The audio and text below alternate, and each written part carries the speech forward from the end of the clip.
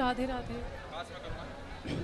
गुरुजी राधे राधे। राधे राधे। गुरुजी, आप ये कहते हो कि हमारे जीवन में जो भी कोई आता है, पति या बेटा या भाई बहन जो भी कोई हो, तो जीवन में अगर उसके द्वारा हमें कोई कष्ट मिलता है तो वो पूर्व जन्म का कुछ होता है। तो क्या मुझे भी इसी वजह से मेरे पति से कोई कुछ भी जो भी कष्ट है या जो भी कुछ है वो मिल रहा है? तो पति क्या कष्ट देते हैं आपको? गुरुजी, हमारी शादी के 8 साल हो गए हैं। शादी के बाद भी वो इस तरीके से रहते हैं जैसे कि कुंवारे लड़के हैं, उनके अंदर जिम्मेदारी वाला कुछ भी नहीं है। और अभी 4-5 महीने पहले जो पत्नी के लिए देखना एक तरीके से वो देख ले तो उसके मतलब बर्दाश्त से बिल्कुल बाहर है। मैंने अपने पति को अपने सास के घर में ही किसी और स्त्री के साथ देखा। इस कंडीशन में देखा कि मैं बता नहीं सकती हूँ। उसके बाद कौन स्त्री थी वो? पता नहीं। तो आपने पूछा नहीं कौन है ये? हाँ, बंद कमरे में रात में थे, बस मुझे किसी तरीके से पता चला और जब मैंने गेट खुलवाया तो वो 2 दरवाजे थे, एक से निकल के भाग गए। तो आप देख पाई उसको? हाँ, देख लिया। तो कौन थी पता नहीं लग पाया? पता लगा वो वही मोहल्ले की थी, उनका कुछ उनसे गलत था। गुरुजी, उसके बाद मैंने अपने आप को बहुत कोशिश किया, ऐसा किया कि बस ख़त्म कर लूँ। फिर मेरी बड़ी वाली दीदी ने जो है मुझे समझाया कि इसका कोई समाधान नहीं है। कितने लोगों ने बोला तलाक दे दो, लेकिन हमारे इधर हिंदू धर्म में तलाक नहीं है। और फिर 2 बच्चे हैं मेरे छोटे छोटे, उनकी वजह से मैं जी रही हूँ। मगर वो जलन है ना, आज भी मुझे अंदर ही अंदर बिल्कुल बीमार बना दी। आपके पति को ये एहसास नहीं हुआ कि उन्होंने? नहीं गुरुजी, सबसे ज़्यादा दुख, वो देखने से भी ज़्यादा दुख वो है, वो कभी ये भी नहीं मानते कि हाँ मैंने ये गलती की है। और अब भी मैं चाहती हूँ कि वो सुधर के चले, तो उनका बस ऐसा ही है। अभी भी उनके साथ है, पड़ोसन के साथ चक्कर क्या? एक के साथ, वो एक के साथ भी तो नहीं रहते हैं। फिर? ऐसा भी नहीं है, मतलब बस ऐसा ही है। तो हमसे क्या पूछना है? गुरुजी, मेरे अंदर ये सब चीज़ें जो देख लिए ना, उसके बाद जलन चल रहा है। बताइए आप मैं क्या करूं? और मुझे उसी घर में रहना पड़ेगा क्योंकि मेरे पिताजी नहीं है। अगर मेरी माता को पता चलेगा कि बेटी के साथ ये सब कुछ है या तलाक या ये सब कुछ भी, तो वो तो जीते जी मर जाएंगी। मैं उन्हें भी नहीं बताना चाहती। मुझे बताइए मैं अब क्या करूं? आप बच्चों को पढ़ा लिखा के योग्य बनाओ और भगवान के आश्रित रहो। गुरुजी, ये सब चीज़ें चलता रहेगा तो मेरी बेटी भी है, अब 8 साल की होने वाली है। ये सब चीज़ें तो उन बच्चों पे भी असर पड़ेगा। मुझे बताइए कि मैं क्या करूं? पति को लाओ हमारे पास। गुरुजी, ना तो वो भागवत देखते हैं ना सुनते हैं, जो उसके जरिए मैं सोच रही हूँ कि उन्हें सुधार दूं। वो कुछ देखना भी तो नहीं चाहते हैं। जो पराई स्त्री के चक्कर में पड़ जाता है, सत्संग करते तो पढ़ते ही क्यों पराई नारी के चक्कर में? पढ़ ही इसलिए गए क्योंकि सत्संग से दूर है। अच्छाई से दूर होंगे तो बुराई तो हावी होगी। इतना कुछ न्यूज़ देखते हैं कि आजकल पत्नियां दूसरों के साथ मिलके क्या क्या पति के साथ करती है, फिर भी मैं ईमानदारी के साथ उनके साथ हूँ। मैं गुरुजी यही चाहती हूँ। अभी तक डर नहीं लगा पति को? क्यों? नहीं, क्योंकि मैं ऐसी हूँ ना, उन्हें पता है कि वो कहीं नहीं जाएगी, रोएगी धोएगी, कुछ दिन मायके चली जाएगी, फिर आ जाएगी। सही है। गुरुजी, ईमानदारी के साथ रहते हैं तो हमें ये मिलता है। अच्छी पत्नियां तो भी परेशानी। गुरुजी, वो देखे या ना देखे, लेकिन मैं दिखाऊंगी जरूर। आप कुछ उनके लिए ऐसा बोल दो जो शायद आपकी वो मान रख ले और मेरा आगे की गृहस्थी तो कुछ थोड़ा भाई उनसे यही है कि यदि आप चरित्रहीन होके चलोगे तो फिर आपकी बेटी, आपका बेटा वो कैसा आदर्श स्थापित करेगा, वो कैसे बनेंगे? इसलिए माँ बाप ही बच्चों के दर्पण होते हैं। बच्चे कहाँ देखते हैं? दर्पण में। दर्पण कौन है? माता पिता। माता पिता का चरित्र जितना अच्छा होगा उतने अच्छे चरित्रवान बच्चे होंगे, उतने अच्छे संस्कार वाले होंगे। माँ बाप का ही चरित्र भ्रष्ट होगा तो बच्चे सीखेंगे क्या? इसलिए बच्चों के लिए कम से कम समाज में अच्छी संतान दे के जाइए। ऐसे काम करिए जिस काम से आपका यश बढ़े। रावण ने भी पराई नारी के चक्कर में पड़कर अपना नाश कर लिया। अब आप पड़े हैं, इसलिए पराई स्त्री के चक्कर से बचना चाहिए। पर नारी पैनी छुरी 3 तरफ से खाए, धन हरे यौवन हरे और घोर नरक ले जाए। और गुरुजी, सबसे बड़ी बात यह है कि ये सब कुछ मेरी सासू माँ को पता है, फिर भी वो लोग उनका सपोर्ट करते हैं। तो सास खुद चाहती है कि पड़ोसन उन्हीं के घर में तो थे, वो उन्होंने चाबी दी थी। वो तो सास का घर और आपका घर अलग अलग है? हाँ, वो ऐसा है ना, हम लोग रेंट पे रहते हैं ना गुरुजी। हाँ। तो अभी एक छोटे वाले देवर की शादी नहीं हुई तो उनके साथ रहती हैं। उन्होंने खुद ही सबको अलग अलग मतलब। तो सास का घर अलग है? हाँ, तो वहाँ लेके गए थे उस लड़की को। तो देवर मतलब सास दरवाजे पे सास बैठी पहरा दे रही थी कि उन्होंने कोई आना जाए। वो जब चाबी लेने गए उस लड़की को लेके जेठानी के घर पे, वो गई हुई थी ऐसे ही बैठने उठने, तो उन्होंने चाबी दे दिया। उनको बोलना चाहिए कि तुम्हारी फैमिली, तुम अपने घर जाओ बेटा, तुम यहाँ रात में मेरे घर पे क्यों रुकोगे, हम भी तो सोएंगे यहाँ पे। हाँ, हर गलत चीज में मेरी सास ने मतलब उनका शुरू से साथ द्वारे पे दिया। सास बैठ के ताकती रहती है कोई आना जाए मेरे गुरुजी, छोरा को डिस्टर्ब करने के लिए। और दूसरी बात ये है कि गुरुजी उनको आज भी अगर मैं सही रास्ते पे ले जाना चाहती हूँ तो वो ये कहते हैं कि ये तो पागल है, इसकी बातों में मत चला कर। ये ऐसा ही है, कौन बोलता? सास बोलती हैं। किसको? आपको? हाँ, मैं पागल हूँ। सास बहुत होशियार है जो अपने मैं छोरा पागल ही, को गुरुजी मैं पागल ही पड़ोसन के कहूँ साथ कि सेट मैं करवाए इतना कुछ रखी है। देखने के बाद भी घर में निभा के रह रही हूँ, हैं? मैं पागल ही होंगी। बताओ, सासें भी ये कर रही हैं, अपने छोरा को पड़ोसन के संग सेट करा रही हैं। गजब की सास है। राधे राधे गुरुजी। चलो, सास को सुनवाना ये सब, अक्कल आएगी बुढ़ापे में। दोनों नरक जाएंगे, भगवान में मन नहीं लग रहा बुढ़ापे में, छोरा को सेटिंग करवा रही है। बता। राधे राधे गुरुजी। जी जय श्रीमान नारायण जी। जी। ये मेरी सहेली है, उनकी लड़की है, तो वो बोलती है कि गुरु मंत्र नहीं लिया तो जाप कर सकते। हाँ, जाप करो भगवान का नाम, और तुलसी माला से जाप करो तुलसी की माला से। और मेरा 1.5 साल का न्याती है, वो जो आप कथा में बोलते हैं मैया, वो कहीं भी हो तो ऐसा दौड़ के टीवी के पास आता है, उनको बहुत अच्छा लगता है आप जब मैया बोलते, खुश और हो। वो कथा भी सुनता है आपकी, और राधे राधे भी बोलता है। सही है, बचपन उनको से राधे राधे संस्कार बोल दो आएंगे। आप भी। बिल्कुल, बच्चे को सार्थक राधे नाम है, राधे। सार्थक को राधे राधे। सार्थक और एक वेद। सार्थक और वेद को राधे राधे। Thank you. राधे राधे गुरुजी। जी, आपके चरणों में कोटि कोटि प्रणाम। खुश रहिए, कैसे हैं गुरुजी? कृपा है। गुरुजी कानपुर से आए हूँ मैं। कानपुर कब आएंगे गुरुजी? कानपुर कब आएंगे आप? कौन से कानपुर? इस कानपुर के? नहीं नहीं, उस कानपुर। बताइए कब आएंगे? आएंगे। ठीक है गुरुजी, हम लोग बुलाएंगे आपको। ठीक है, बुलाना। गुरुजी मेरे पति की तबीयत खराब रहती है, उनसे बोला करो योग किया करें। कथा सुनते नहीं है, वो नींद का दवा खा के सोते हैं। हाँ, और डिस्प्रेशन में चले गए हैं। काय में चले गए? पता नहीं, दवाई बिना खाए सोते नहीं है। नहीं, कहाँ चले गए फिर बताओ? डिस्प्रेशन में। डिस्प्रेशन के डिप्रेशन? हाँ अच्छा, डिस्प्रेशन में चले गए, बात सही है। हाँ। तो वहाँ डिस्प्रेशन में जाके क्या पाए वो? पता नहीं, सोते नहीं है रात में, कहते हैं ना कि मैं तो डिस्प्रेशन में रोज जाते हैं कि कभी कभी? रोज जाते हैं। फिर वापस आ जाते हैं हाँ कि नहीं आते? गुरुजी वो सोते नहीं है जल्दी, कहते हैं कि मैं मर जाऊंगा, ये हो जाऊंगा, बस सोचते रहते हैं कि हमारे बच्चों को क्या होगा। तो डिस्प्रेशन में जाके किसी से मिलते होंगे? पता नहीं। गुरुजी उनको बोल दीजिए कि कथा सुना करे, मुकेश नाम है। मुकेश? हाँ, बोल दीजिए। भाई मुकेश, डिस्प्रेशन में ना जाया करो और मन लगा के कथा सुना करो। हाँ। यदि आप कथा सुनेंगे रुक जाइए तो आपका परिवार बचेगा गुरुजी। और ये डिस्प्रेशन बहुत बुरी चीज है। तो ये डिस्प्रेशन कहाँ आपके पड़ोस में रहती है? नहीं गुरुजी, बहुत अच्छे हैं वो। अच्छा। हाँ, लेकिन वो सोते नहीं है बस। तो ऐसे रात भर जागते रहते? हाँ, जागते रहते, बच्चों को देखते रहे, मेरे बच्चों को कुछ ना हो जाए, हमको ना कुछ हो जाए। मतलब आपको देखते रहते हैं बैठे हैं? हाँ, बस सोते नहीं है जल्दी, पूरी रात? पूरी रात नहीं तो सोते। आपके पति बहुत अच्छे नहीं है? पता नहीं, मानते बहुत आजकल हैं। के पति वो देखो कितनी परेशान है, उनके पति पड़ोसनों को देख रहे हैं और आपके पति अच्छे आपको देख रहे हैं। गुरुजी मैं एक भजन सुनाना चाहती जो आपको ढोंगी पखंडी करता है। मेरे से बहुत हरतुज करते हैं वो लोग कि तेरे गुरु ऐसे हैं वैसे हैं, भीख मांग के वो घर बनवाते हैं, अपने पैसे से क्यों नहीं बनवाते हैं। सुनाओ।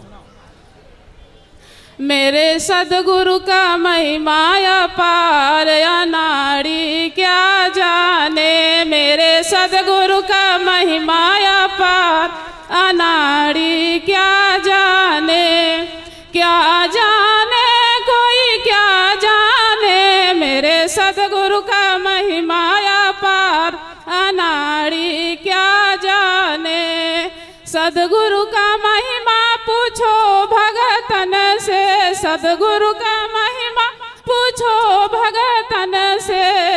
ऐसा न मिल गई ना गुरु भगवान, अनाड़ी क्या जाने। ऐसा न मिल गई ना सदगुरु हमारे, अनाड़ी का जाने।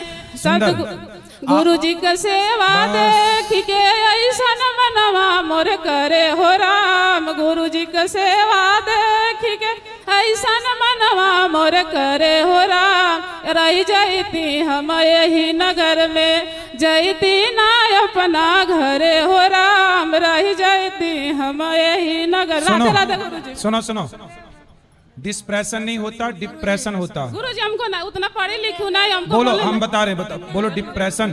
Depression, depression, depression. हाँ गुरु जी ऐसे बोलना है।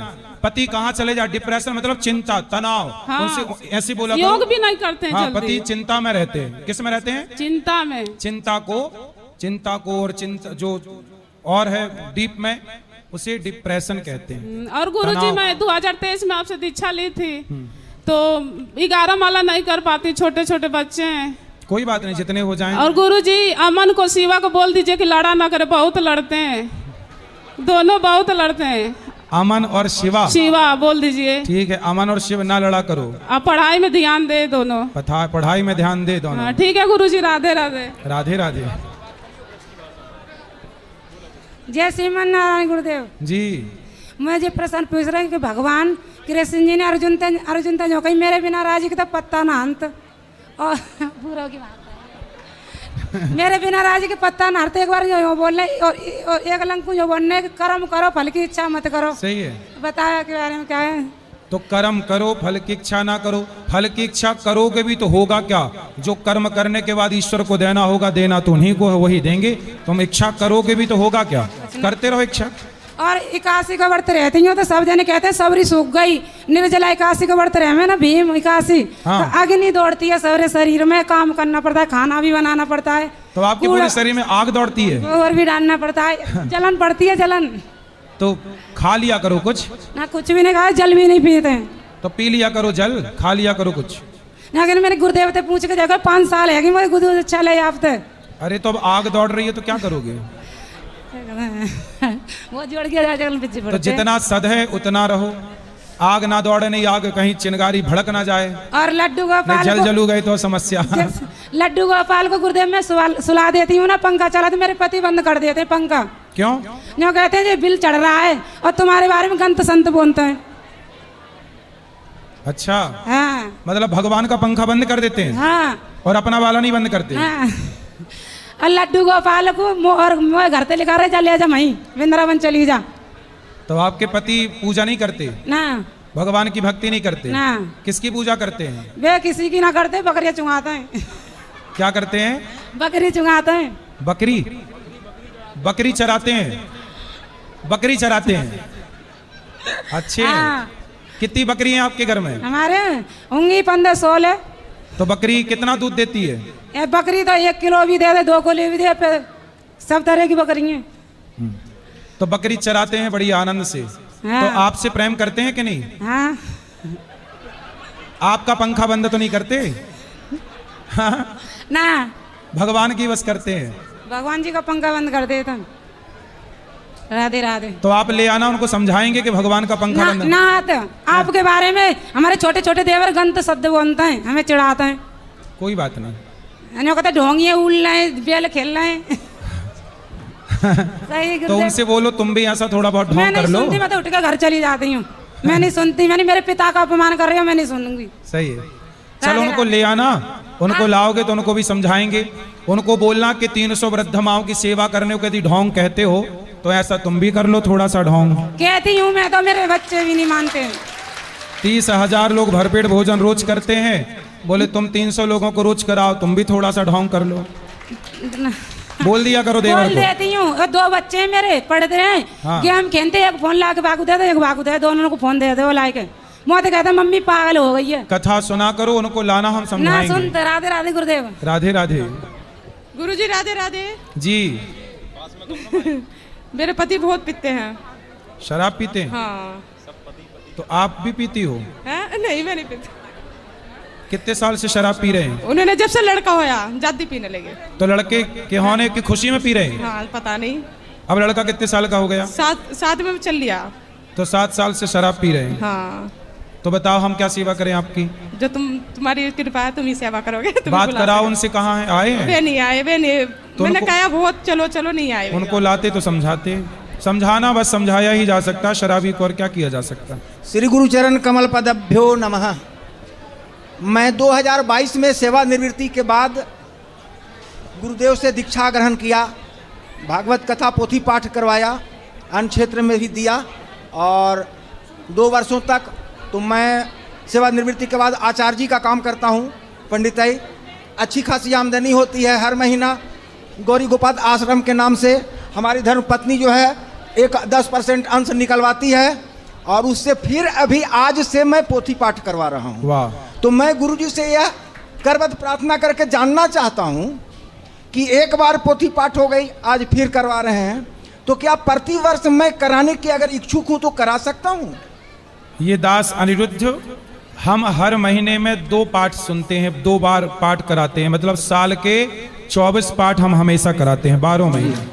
तो ये दास जी तो आप भागवत जी देखो, जितना अधिक जी सुन लो ये पुण्य है, तो जितना अधिक से अधिक करा सकते हैं करा सकते हैं। हमारी हार्दिक अभिलाषा है कि मैं 70 वर्ष के हो गया, जाने का तो जाना ही है, आया है तो जाएगा। राजा रंग फकीर पदाधिकारी से सेवानिवृत्त हुए, पत्नी बेटी बेटा सब जो है बहुत अच्छे विचार के हैं, सब धर्मावलंबी हैं। तो हमारी इच्छा है कि मैं प्रतिवर्ष 6 महीना पर यहाँ आऊँ। अच्छा है, आप आइए, और आप जो कर रहे हैं वो बहुत शुभ कार्य पोथी है। पाठ और अन्य क्षेत्र, ये मैं संकल्प ले लूं कि जब तक हम लोग दोनों हैं उसको पूरा करें। भगवान की कृपा से पेंशन भी मिलता है, आचार्य जी से भी अच्छा कमाई हो जाती है। तो गुरुदेव का अच्छा है, जब धन है तो उसे धर्म में ही लगाना चाहिए। आपका विचार बहुत उत्तम है जी।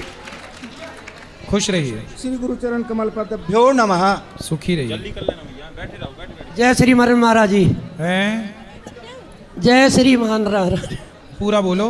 जय श्रीमन नारायण महाराज जी। जय श्रीमन मैं नारायण। बरेली से आई हूँ, जानते भी हो रहे हो आप तो, मैं तो हर महीने आती हूँ। बरेली? हाँ जी। झुमका गिरा रे? जब आप जाओगे तभी गिरवाऊंगी।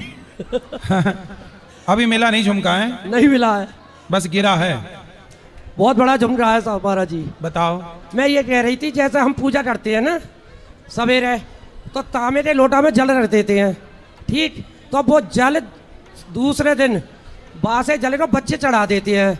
वो ताजी मतलब भर के ताजी तांबे के लोटे में नहीं चढ़ाते। तो जो नहाते हैं और नहाए, और वो जल रात वाला होता है उसे सूरज पे चढ़ा देते हैं। वो चढ़ाना चाहिए नहीं चढ़ाना चाहिए? ताजा चढ़ाओ तो अच्छा है, जी? ना हो ताजा चढ़ाओ तो अच्छा है, अच्छा। ना हो तो फिर ठीक है। नहीं है, जल तो है, तो ताजा चढ़ाओ। नहीं उसे चढ़ाने से कोई परेशानी तो नहीं है? परेशानी कुछ नहीं है, पर ताजा हो तो अच्छा। ठीक बस है ऐसे महाराज जी, राधे राधे। खुश रहिए। राधे राधे महाराज जी, दंडवत प्रणाम। मेरा प्रश्न ये था कि जैसे आप हमेशा बोलते हैं कि समर्पण करना चाहिए भगवान जी के आगे, तो समर्पण सिर्फ बोलने से हो जाता है या उसके लिए कुछ करना पड़ता है, या कैसे होता है समर्पण? समर्पण बोलने से नहीं होता, समर्पण व्यवहार में दिखता है। कैसे दिखता है?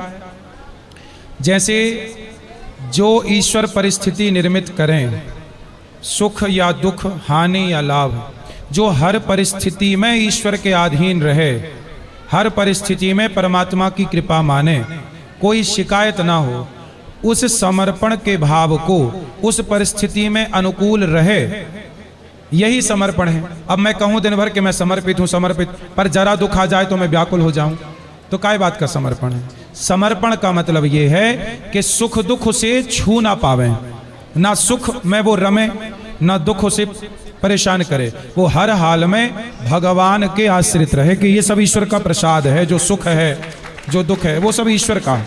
इस विचार को, इस शरणागति को समर्पण कहते हैं। अगला एक और प्रश्न था कि हम लोग जैसे सब यहाँ पे बैठे होंगे, हम सब भगवान में मानते हैं, सब भगवान को पसंद करते हैं, लेकिन उनकी दृष्टि हम पे है या नहीं है, ये चीज़ हमें कैसे पता चलेगी? सब भगवान मतलब अब जैसे हम उनसे प्रेम करते हैं, वो भी हमसे उतना ही प्रेम करते हैं, कैसे पता चलेगा हमें?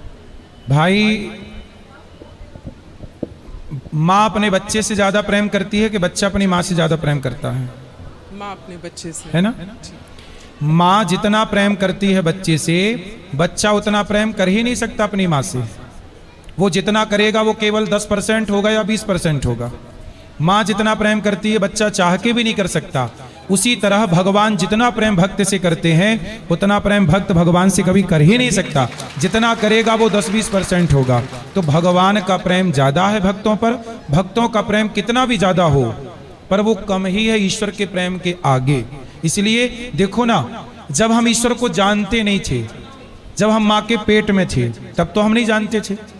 तब उन्होंने हमारे लिए आंखें दे दी पेट में ही, पांव दे दिए पेट में ही। जब हम पैदा हुए, जब हम छोटे थे, तब भी हम, जब हम 5 साल के थे तब भी हम भगवान को कहाँ जानते थे। लेकिन 5 साल के थे तब भी ईश्वर ने हमारे लिए सब कुछ किया।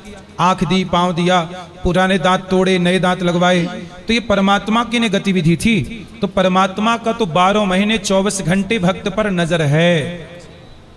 तो हर क्षण ईश्वर का जो बदलाव हमारे शरीर में वो ईश्वर का बदलाव है।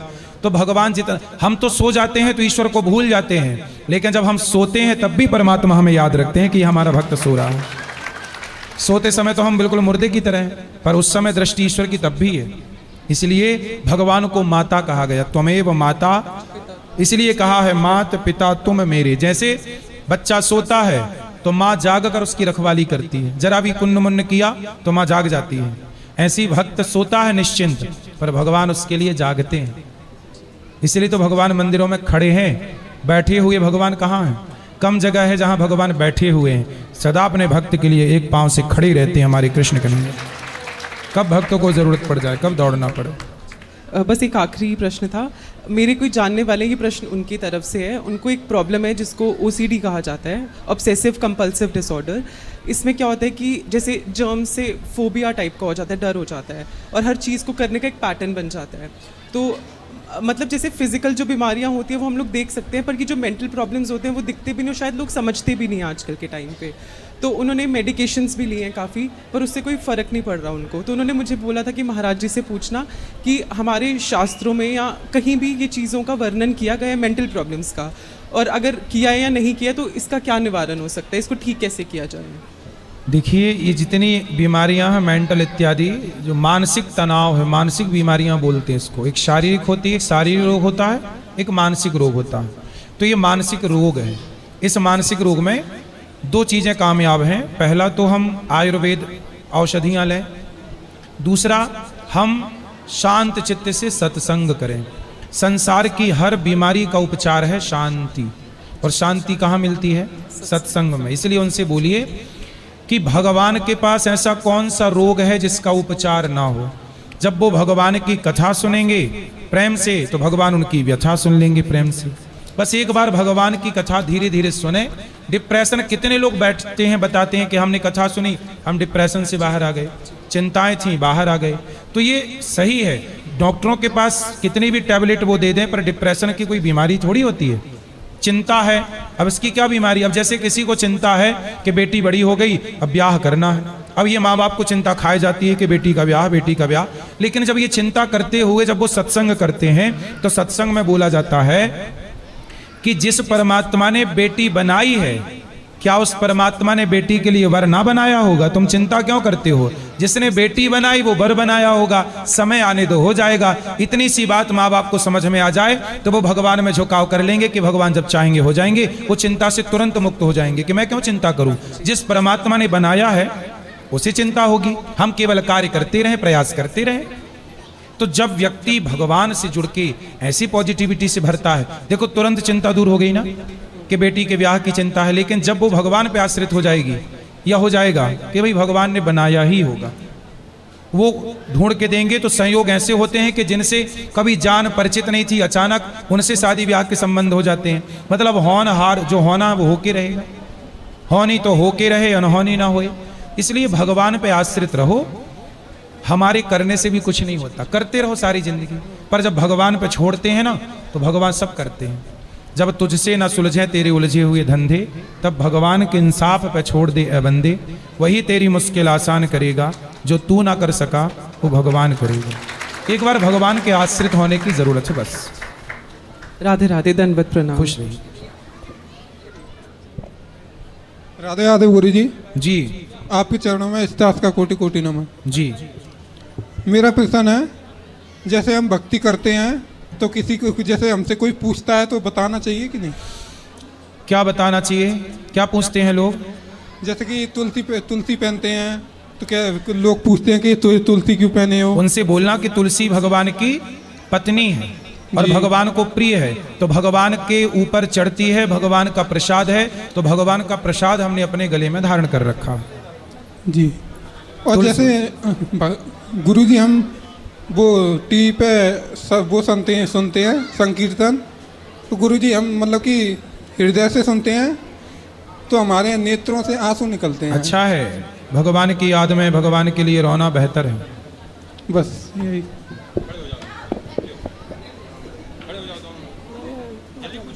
गुरुजी राधे राधे।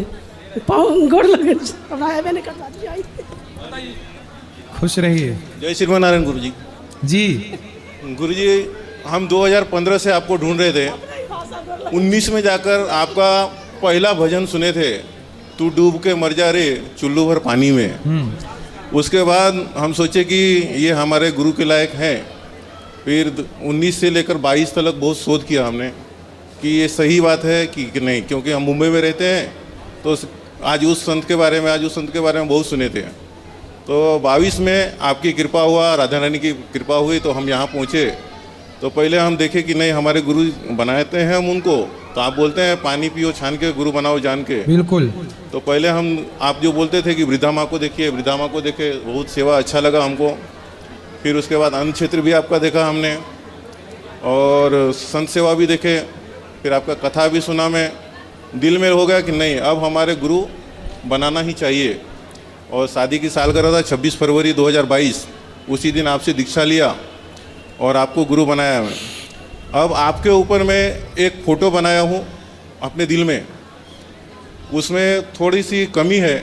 मैं सोच रहा हूँ कि बड़े गुरुजी हैं, उनका भी फ़ोटो डाल सकते और एक नाम मैंने बनाया है आपके लिए, आपकी आज्ञा हो तो मैं बोल सकूँ? बोलो। अनंत कोटि ब्रह्मांड नायक वृंदावन महाराज गौरी गोपाल युवराज श्री ये केवल गुरुजी महाराज की जय हो। अनंत कोटि ब्रह्मांड नायक, ये बात केवल भगवान के लिए होती है, किसी व्यक्ति के लिए अनंत कोटि की सेवा आप कर रहे हैं, इसके लिए आपको ठीक है, आपका भाव अच्छा है, पर जो अनंत कोटि ब्रह्मांड नायक हैं, अनंत सोचिए करोड़ों ब्रह्मांड के नायक कौन हो सकते हैं? सर अभी आप तो हमारे करोड़ों सेवक के लिए आपसे जो दीक्षा लिया है जी, आज उसके लिए तो आप वही हैं। ठीक है, वो आपका प्रेम है, अच्छा है। और दूसरा, आपके जो सामने खड़े होते तो जो जैसा हमारे स्कूल के पीरियड में था ना, जो याद करे सब भूल जाते हैं, हाँ वही है। हाँ अच्छा, दूसरा प्रश्न ये है गुरुजी कि हमारे मुंबई में हम एकादशी करते हैं तो ब्राह्मण के लिए हमको ब्राह्मण नहीं मिलता है, तो हम जो कुछ दक्षिणा दान करते हैं तो साल में एक बार हम यहाँ आ पाते हैं, तो वो जो छुट्टा होता है, जो 100 या 200 जो भी होते हैं, तो वो छुट्टा हम अपने पास रख के बंदा हम कहीं किसी को दें कि वो यूज नहीं करना चाहिए? नहीं, आप छुट्टा बंधा कर सकते हैं, कोई दिक्कत नहीं है। हमारी लक्ष्मी कहती है कि घर में वो यूज ही नहीं करना चाहिए क्योंकि वो उसरगा हुआ है। ये भी सही बात है कि जो निकाल दिया उसको फिर उसको मत यूज करो, ये भी सही है। अच्छा। पर उसे जैसे चिल्लर ज्यादा है तो उसे मुस्तैक करके भी कर सकते हैं, वो भी घर में छुट्टा यूज होता ना गुरुजी। ठीक है, कर सकते हैं। अब 100 रुपए के 100 ही होनी चाहिए, बाकी चाहे 10-10 के मिला के करो, चाहे 50-50 के मिला के करो। अच्छा गुरुजी, एक सवाल और है। हमारी बड़ी पुत्री है जो यूपीएससी कर रही है, 3 अटेम्प्ट दे चुकी है, 2 अटेम्प्ट यूपी में भी दी है और 2 अटेम्प्ट बिहार में जाके दे के आई है। ये आरक्षण नाम का बीमारी गुरुजी, आपके थ्रू से हम ये कहना चाहते हैं कि आप सरकार को बोलिए कि आरक्षण हटाए। क्यों? 4 या 5 नंबर से या 6 नंबर से पीछे हो जाती है और 30-35 वाले को आगे बढ़ने को मिल जाता है। तो आरक्षण क्यों हटाना चाहिए? ये हमें आरक्षण नहीं मिलता है और उसमें हम पीछे हट जाते हैं, हम ओपन कोटे में हैं, ब्राह्मण है तो हम ओपन कोटा में हैं जी। तो इसके लिए कुछ करिए और आपकी कृपा बनाइए। उसके शादी के लिए भी हम कुछ कहीं बातचीत करते हैं तो कुछ ना कुछ अड़चन हो जाता है और टूट जाती है। चलो विवाह हो जाएगा, निश्चिंत रहिए। और बेटी से बोलना कि और मेहनत करें। मेहनत तो गुरुजी बहुत करें। आरक्षण जिनको मिला है वो आरक्षण पाके भी डॉक्टर अंबेडकर जी ने आरक्षण इसलिए दिया था कि हमारी ये समाज आगे बढ़े, पर वो आरक्षण समाज को आगे बढ़ने में सहयोगी तो कम बना, लेकिन वह आरक्षण ना अपाहिज कर रहा है समाज को जी। उन समाज को जो आरक्षण लेती हैं, उनको लगता है कि हमें पढ़ने की क्या जरूरत, हमें तो कम पढ़ के भी काम हो जाएगा। इस चक्कर में वो पढ़ते ही नहीं जी। इससे क्या हुआ, वो अपाहिज होने लगे। जबकि ब्राह्मण ठाकुर को आरक्षण नहीं मिला तो उन्हें लगा कि भाई पढ़ना पड़ेगा, इसलिए उनकी बुद्धि चूंकि पढ़ना ही पड़ेगा, इसलिए वो आज भी बड़े बड़े पदों में आप देख लीजिए कि आरक्षण वाले जहां पहुंच ही नहीं पाते वहां बिना आरक्षण वाले जाके बैठ जाते हैं, क्योंकि काबिलियत मरी नहीं है। आरक्षण ने क्या किया, आपको आरक्षण नहीं मिलता, ये दुख की बात नहीं है। दुख की बात उनके लिए है जिनको आरक्षण मिलता है। आरक्षण नहीं मिलने के वालों के पास तो ये है कि भाई हमें तो करना ही है, हमारे पास ऑप्शन नहीं है। पर जिसके पास ऑप्शन है, द्रौपदी के पास जब तक ऑप्शन था तब तक भगवान नहीं आए। इसलिए आरक्षण जिसे मिला है उनको उनका सबसे ज्यादा नुकसान है। अब ये बात वो लोग कब समझेंगे मुझे नहीं पता, पर आरक्षण जिसे मिला है, ऐसा है ना कि शेर जो होता है यदि वो सर्कस में चला जाए तो उसे आरक्षण मिल जाता है, खाने पीने का बना बनाया मांस का टुकड़ा, शिकार नहीं करना पड़ता। लेकिन वही शेर जो सर्कस का है, मालिक के टुकड़ों पर पलता है, यदि वही शेर जंगल में छूट जाए तो वो शेर का शिकार कुत्ते कर लेते हैं। क्यों? शेर का शिकार कुत्तों ने क्यों कर लिया? बोले शिकार करना भूल गया सर्कस में रहते रहते। इसलिए जिनको आरक्षण मिला है उनका जीवन ज्यादा संकट में है। क्यों? क्योंकि वो पढ़ना लिखना भूल जाएंगे। और जिस बात के लिए अंबेडकर जी ने आरक्षण दिया कि हमारी समाज आगे आए, तो बताइए क्या आज भी आरक्षण मिले लगभग 60-70 साल हो गए, लगभग 70 साल। तो क्या इतने 70 सालों में वो समाज कितने % आगे आई? उनके नाम की राजनीति करने वाले राजनेता तो मलाई चाट रहे हैं और वो जहां की तहां है, उनके जीवन में बदलाव नहीं हुआ। ये आरक्षण जनता को लाभ नहीं पहुंचा रहा है, केवल नेताओं को लाभ पहुंचा रहा है और पब्लिक इसे समझती नहीं है। इसलिए आपको आरक्षण नहीं मिला तो आप अच्छे हैं कि आपके पास योग्य बनने की संभावनाएं हैं। जिसको आरक्षण मिला है उसके पास योग्य बनने की संभावनाएं नहीं है, क्योंकि वो अपाहिज हो जाएगा ना। उसे पता है कि भाई अपने साथ आरक्षण है, पर अपने साथ तो कोई आरक्षण नहीं, केवल भगवान है। मन लगा के पढ़ो। गुरुजी एक सवाल और है जी। हमारे बच्ची एक नर्स है, तो जब हमारे ठाकुर जी का भोग लगने के बाद प्रसाद उसमें वापस मिक्स कर देते हैं बर्तन में, तो जब खाना खाने को बैठती है तो उसमें प्याज लेके बैठ जाती हो। ठीक है, तो खा सकती है कि नहीं? प्याज खाना कोई पाप नहीं है, तामसी है इसलिए नहीं खाती, पर कोई खा रहा है तो वो खा रहा है। न प्रसाद, और सब तो प्रसाद हो गया भोजन। हाँ, तो जब वो उनके आगे में थाली में परोसा जाता है तो बोलते हैं हमको प्याज चाहिए, नहीं तो फिर खाना छोड़ के उठ के चले जाती है। कोई बात नहीं, देखो बच्चे हैं, धीरे धीरे समझाना, धीरे धीरे बताना। प्याज तामसी है, भगवान को भोग नहीं लगती, इसलिए जो भगवान को पसंद नहीं वो अपने को पसंद नहीं, इस भाव से नहीं खाते। पर कोई खा रहा है तो वो गलत नहीं है। आयुर्वेद में प्याज को अमृत माना गया है, लहसुन प्याज को अमृत आयुर्वेद ने माना है, पर चूंकि भगवान नहीं खाते इसलिए नहीं खाते। कोई खाए तो वो पाप नहीं है। पाप है शराब पीना, मांस खाना, तो शराब और मांस का सेवन त्यागिए, लहसुन प्याज के पीछे ना पड़िए। जो ना खा रहे हैं सही है, जो खा रहे हैं वो अपनी जगह ठीक है, ना खाएं तो अच्छा है। गुरुजी राधे राधे जी। मैं माँ वैष्णो देवी की नगरी जम्मू से हूँ। गुरुजी मेरा एक सवाल है, मैं हमेशा अपने फ्रेंड जहाँ लोगों के साथ, जहाँ आसपास के जो लोग हैं उनके साथ अच्छे करने की कोशिश करता हूँ, अच्छा करता भी हूँ, लेकिन वही लोग कुछ टाइम बाद मुझे कुछ टाइम बाद मुझे नेगेटिव बनाते हैं। इन सब चीज़ का सामना मैं काफ़ी टाइम से कर रहा हूँ, लेकिन मैं हमेशा भगवान को याद रखता हूँ और कोशिश करता हूँ अच्छा करने के लिए। लेकिन ये सब मेरे साथ क्यों होता है कि वही लोग मुझे नेगेटिव क्यों करते हैं? कौन लोग कर रहा है? मेरे कुछ फ्रेंड सर्कल में हैं, जहाँ कुछ मेरे जो फ्रेंड सर्कल आसपास के जो लोग हैं, तो अपनी तरफ से मैं हमेशा अच्छा करता हूँ, अच्छा ही करता। आप अच्छा करते रहिए। हाँ। लोगों के चक्कर में क्यों पड़ते हैं? लोग क्या कहेंगे, पहले तो इस बीमारी को समाप्त करो। लोग क्या कहेंगे जब तक हम ये सुनते रहेंगे कि लोग क्या कहेंगे, तब तक हम कुछ ना कर पाएंगे। इसलिए लोग जो कहना चाहें कहें, हमें जो करना है वो हम करते रहें। बस गुरुदेव यही एक सवाल था जो मुझे बड़ी देर से विचलित करता था। लोग देखो, एक बाप और बेटा जा रहे थे, उनके पास एक गधा था, तो वो गधे के ऊपर बैठ के जा रहे थे यात्रा। पहले के ज़माने में लोग गधे से, बैलगाड़ी से करते।